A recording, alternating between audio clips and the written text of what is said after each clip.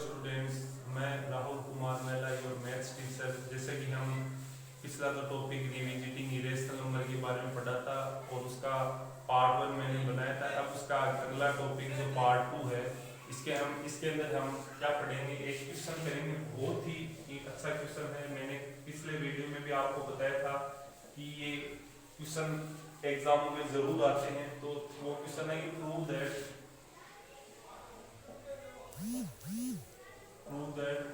root 2 is an irrational number। हमने पिछला video में बताया था कि हम जानते हैं कि रूट 2 एक क्या होता है, इरेशनल नंबर होता है। लेकिन उसको इरेशनलिटी प्रूव करने के लिए क्या मेथड होगा, हम किस तरह प्रूव करेंगे कि रूट 2 इरेशनल नंबर।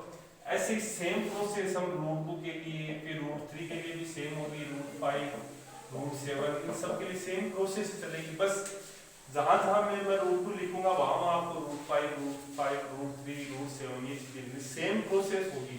तो एक अगर इसमें से आपने एक ढंग से क्वेश्चन कर लिया तो आपके सारे क्वेश्चन हो जाएंगे। और ये क्वेश्चन 101% एग्जाम में आता है। 3 या 4 नंबर का आपको जरूर मिलेगा बोर्ड के एग्जाम में। तो चलो हम इसको प्रूव करते हैं। तो देखो, इस चीज को प्रूव करने के लिए हम मेथड ऑफ कॉन्ट्राडिक्शन से इसको प्रूव करेंगे। तो देखो, पहले मैं आपको बता देता हूं मेथड ऑफ कॉन्ट्राडिक्शन क्या होता है।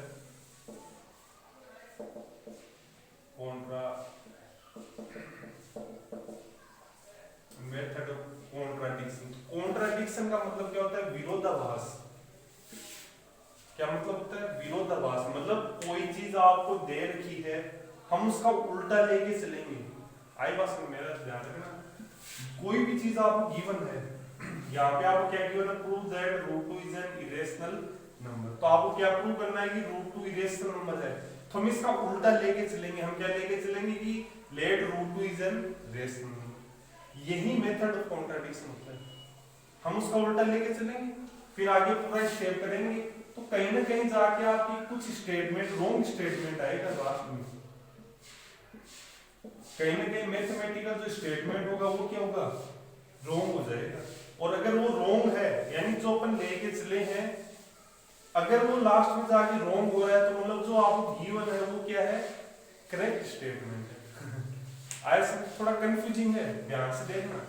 कॉन्ट्राडिक्शन मतलब विरोधाभास, मतलब विरोध मान के चलेंगे। अपन को इरेशनल नंबर प्रूव करना है, अपन इसको रेशनल नंबर लेके चलेंगे, मतलब उसका उल्टा लेके चलेंगे, फिर पूरा सोल्व करेंगे। लास्ट में कहीं ना कहीं पे जाके वो जो स्टेटमेंट आ रहा है वो क्या हो जाएगा, रॉन्ग हो जाएगा।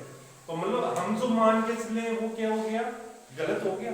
तो इसका मतलब जो दे रखा है वो क्या है, सही है। यही मेथड ऑफ कॉन्ट्राडिक्शन होता है, समझ गए। तो इसको प्रूव करने के लिए हम इस मेथड ऑफ कॉन्ट्राडिक्शन का यूज करेंगे। तो चलो करते हैं स्टार्ट। ध्यान से समझना बच्चों इसको। अगर आपको एक भी समझ में आ गया तो पूरा समझ में आ जाएगा। तो सॉल्यूशन, तो हम मेथड ऑफ कॉन्ट्राडिक्शन से करें तो लेट, तो हम इसका उल्टा मानेंगे कि let root 2 is a rational number. यहां पर क्वेश्चन था, हम क्या मानेंगे, कॉन्ट्राडिक्शन से कर रहे हैं तो हम क्या मानेंगे, let root 2 is an rational number. तो रूट 2 रेशनल नंबर, तो रेशनल नंबर की डेफिनेशन क्या होती है, that is root 2 equal to कितना हो जाएगा, a अपॉन b। अब आप कहोगे सर यहाँ पे p अपॉन q नहीं लिखा, कुछ भी लिख सकते हो। तो आप चाहो तो p अपॉन q भी लिख देना, आप चाहो तो a upon b, c upon d कुछ भी लिख सकते हो। तो वेरिएबल हाँ कुछ भी चेंज कर सकते हो इसमें। और क्या होता है इसकी डेफिनेशन में, b नॉट इक्वल टू 0, ये डेफिनेशन होती है रेशनल नंबर। लेकिन यहाँ पे एक चीज और ध्यान रखना, b not equal to 0 where a and b are co-prime numbers। ये लाइन यहाँ पे सबसे ज्यादा इंपॉर्टेंट है। where a and b are co-prime numbers, ये लाइन यहाँ पे सबसे ज्यादा इंपॉर्टेंट है। अब कई बच्चों में ऐसा होगा कि सर को-प्राइम नंबर क्या होता है। चलो को-प्राइम नंबर आपको पता है, छोटी को-प्राइम का मतलब ये होता है कि अगर ऐसे दो नंबर जिनका HCF 1 आ रहा है तो वो नंबर क्या कहलाते हैं, कोप्राइम नंबर कहलाता है। जैसे एग्जांपल ले रहा हूं मैं 3 और 5, अगर मैं इसका एचसीएफ निकालूंगा तो कितना आएगा 1 आएगा। और एग्जांपल ले लो, जैसे मैं ले रहा हूं 2 और 3, अगर 2 और 3 का भी एचसीएफ करूंगा तो कितना आएगा 1 आएगा। तो यही ऐसे नंबर क्या होते हैं कोप्राइम नंबर होते हैं। तो अब मैं आपको बोलूं इस 2 और 4 क्या ये कोप्राइम नंबर है ये कोप्राइम नंबर नहीं, क्यों? क्योंकि जब इसका एचसीएफ करोगे तो कितना आएगा 2 आ रहा है।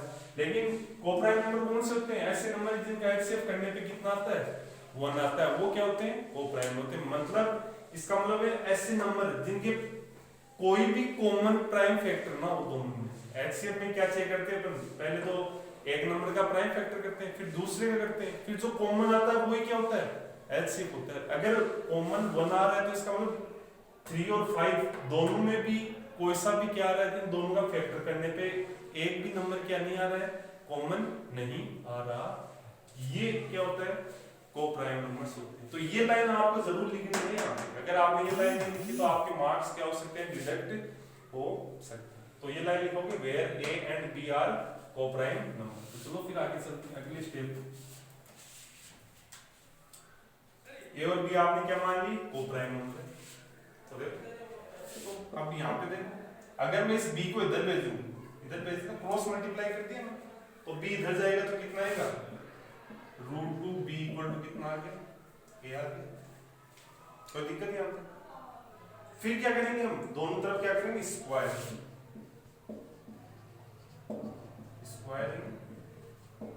Both sides.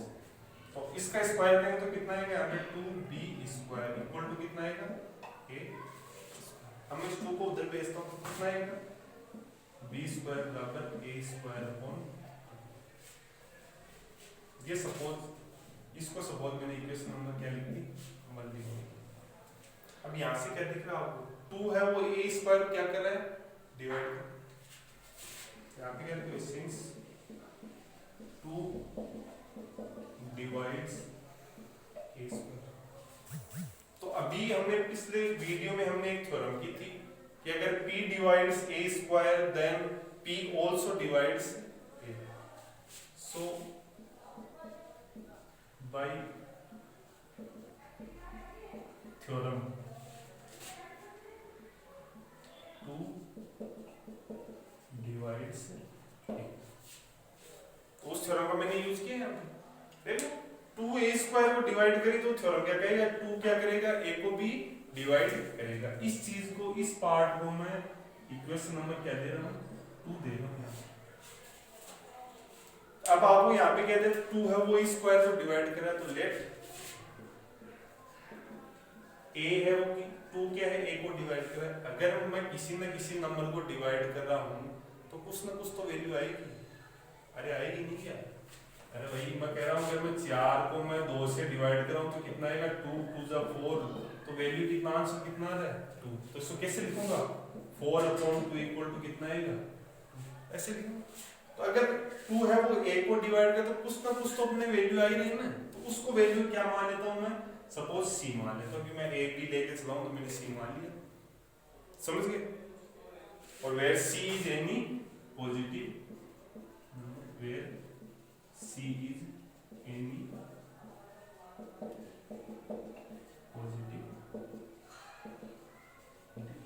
ये मान कोई दिक्कत नहीं आती भाई, ये तो नॉर्मल सी बात है। अगर 2 को a से डिवाइड कर तो कुछ ना कुछ तो वैल्यू आएगी।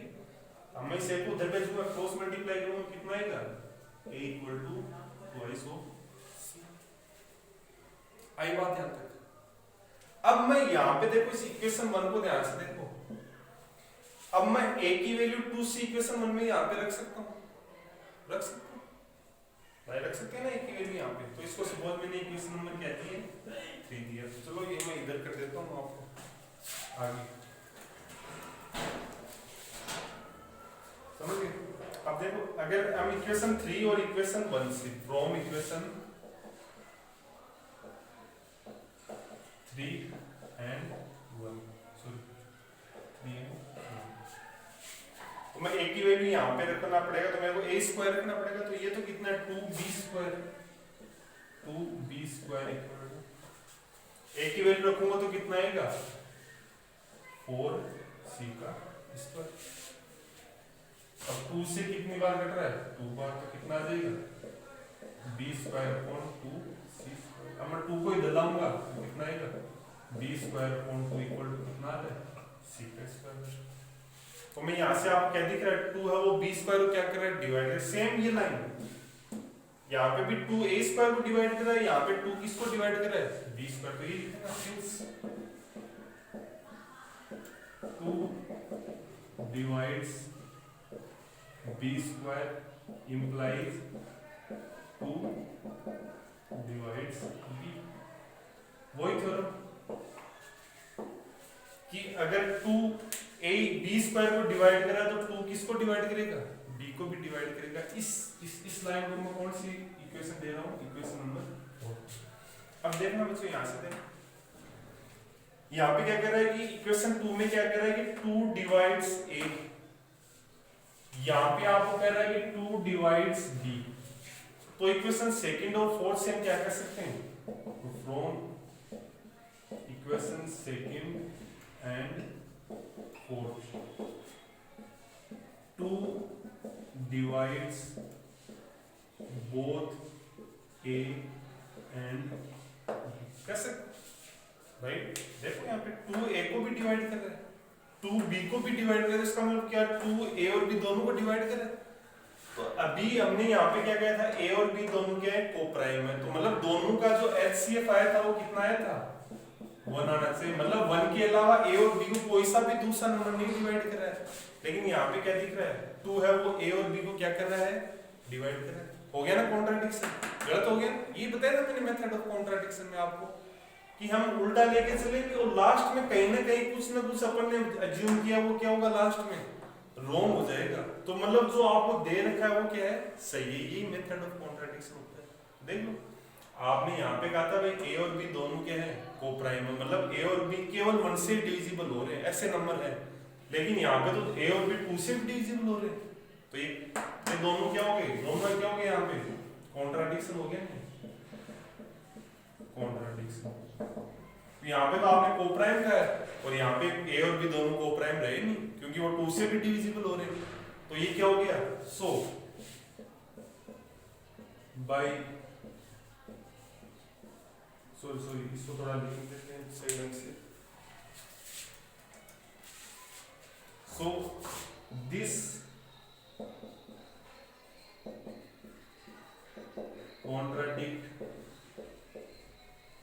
contradict the fact that A and B are contradiction हो गया। This contradict the fact that A and B are co-prime। ये contradiction हो रहा है, देखो भाई साफ साफ दिख रहा है कॉन्ट्राडिक्शन हो गया। सो तो हेंस ओवर हाइपोथेसिस, सो हम यहाँ पे क्या लिखेंगे so over hypothesis is wrong, hence so or hypothesis is wrong, hence root 2 is an irrational number, hence root 2 is an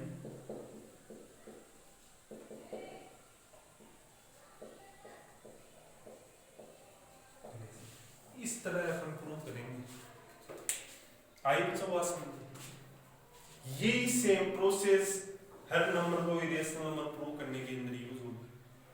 root 2 को इरेशनल नंबर प्रूव करो, चाहे रूट 3 को इरेशनल नंबर प्रूव करो, चाहे रूट 5 को इरेशनल नंबर। ये type 1 की बता रहा हूं आपको, इसको आप टाइप 1 लगा लेना यहाँ पे, टाइप नंबर 1। टाइप 1 में हम केवल ऐसे ही नंबर का square root sorry irrationality prove करें जिस जो केवल क्या प्राइम नंबर हो, स्क्वायर रूट के अंदर प्राइम नंबर हो, ऐसे ही नंबर का हम इस टाइप 1 इस मेथड से अपन उसको क्या कर सकते हैं प्रूव कर सकते हैं। जैसे यहाँ पे आप क्वेश्चन में रूट 2 की जगह रूट 3 भी आ सकता है, रूट 5 भी आ सकता है, रूट 7 भी आ सकता है। ऐसे क्वेश्चन को हम इस तरह प्रूव करेंगे। अगर रूट 3 पूछे तो जहां जहां मैंने रूट 2 लिखा है वहां पे क्या आ जाएगा रूट 3 आ जाएगा। आई तो इस तरह हम किसी भी नंबर को जैसे रूट टू केवल स्क्वायर रूट में जो नंबर है उसको प्रूव इरेशनल प्रूव करना हो तो हम इस तरह इसको क्या कर सकते हैं, इरेशनल प्रूव कर सकते हैं।